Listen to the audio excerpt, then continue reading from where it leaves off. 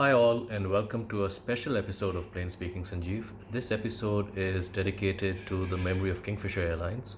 I got a number of messages today from former Kingfisher staff reminding me that May 9th, 2005 was when Kingfisher first flew, and that's exactly 15 years ago today. Now, Kingfisher, of course, is an airline that needs no introduction to most Indians.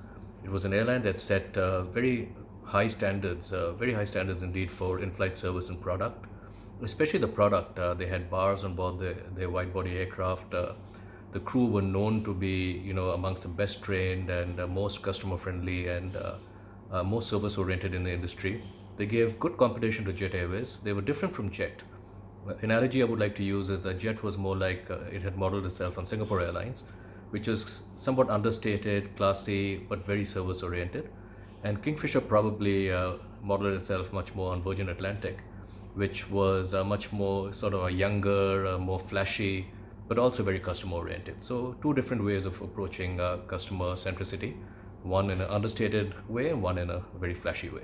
But both had the fans, and I think they both filled a need to address different styles of customers, different parts of the premium customer segment. And I think while Kingfisher was around, it really did give other airlines competition, raise standards for all overall.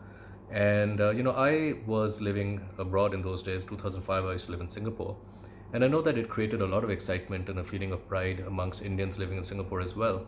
That India had an airline, not just one airline, Jet Airways, but now two airlines that were world class and that really were setting standards and creating a buzz everywhere.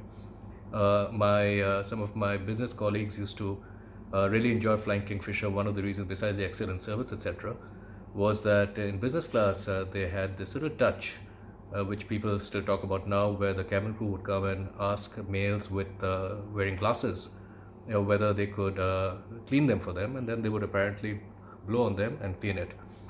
This resulted in many men who don't normally wear glasses suddenly wearing glasses when they travel, but the wives never found out. Anyhow, jokes aside, and this was actually a feature that they offered. It was something that they did to create a little bit of a sense of style and differentiation on board, and certainly they knew that it would make people talk, and it had the desired effect. Kingfisher is also an airline that I followed closely because the founder Vijay Mallya was 10 or 12 years senior to me in school, Lamar near Calcutta. He'll have no idea who I am because I was in class 1 when he was in class 12. But always one looks and tracks successful alumni from his schools and colleges, and he was for a long time really looked upon as a role model for someone who's really gone beyond the company, the family business, and set up this airline that everyone's talking about. In fact, even the uniform for Kingfisher Airlines was designed by Manoviraj Khosla, who is another Calcutta friend. He did not go to my school, but he went to Doon School. But we've known each other since Calcutta days, and Manoviraj is still, as you know, renowned as a fashion designer. And therefore, there was a double Calcutta connection, and therefore, people like me who grew up in Cal had a special affinity and special fondness for following Kingfisher. Now, Kingfisher, I guess, if one had to summarize what happened with them, is that they maybe flew too close to the sun, like Icarus. You just fly too close to the sun, and unfortunately, that causes damage. I think they were very ambitious and expanded at a very fast rate, built a product that was excellent but was expensive. And eventually, when this market, the aviation market, is susceptible to all kinds of downturns and cycles.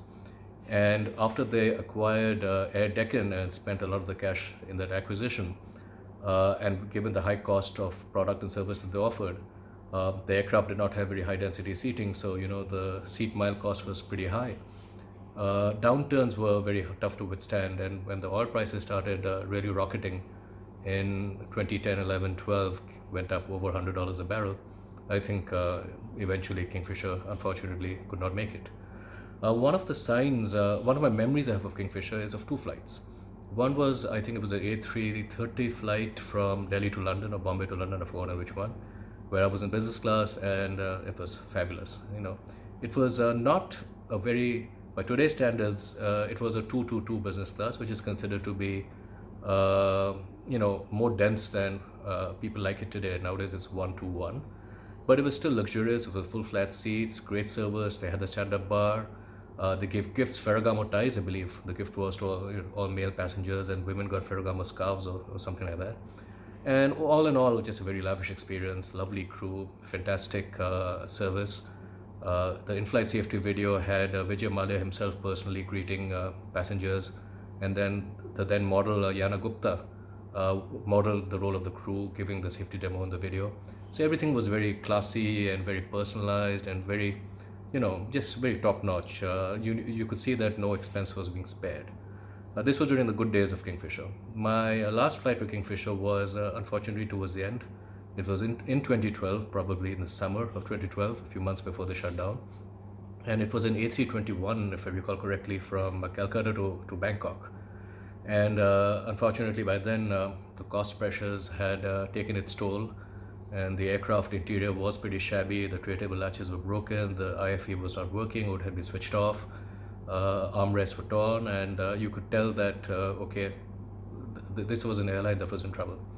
The first visible sign to passengers of an airline in financial distress is when the cabin interior starts falling apart or starts becoming shabby, because the airline can afford, from a safety or regulatory point of view, it's okay. I mean, there's no safety issue if your armrest is torn, or if your tray table is stained, or your seat cover is out of shape or whatever. There's no safety issue. So that's the first place where airlines tend to cut costs. And when you board an airline and you see the cabin is shabby, it's one of two things. Usually it's because the airline is running out of cash.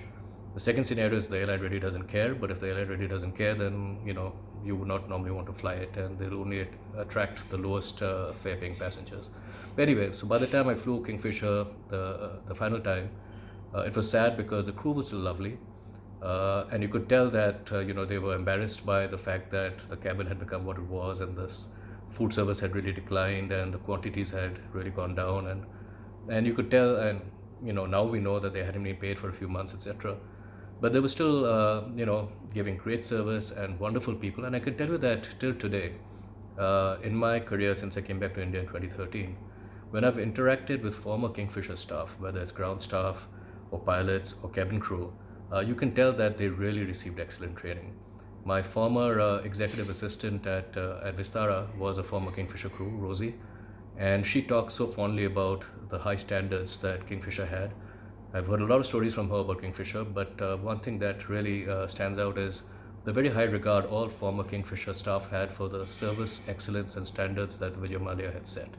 And again, that's very visible. Even today, if you happen to be on a flight on any of the airlines and you see a crew who is confident and somewhat more mature, a senior crew, I think you have more than a 50% chance that if the crew is providing excellent, gracious service, the crew is ex-Kingfisher. Of course, the other 50% is jet. So both airlines no more today, but both created fantastic products and really did fantastic training for the staff, for which all the current airlines owe them a debt of gratitude. But anyway, back to Kingfisher. In October 2012, unfortunately, was the last flight. They had run out of cash. The ambition eventually, could not sustain itself.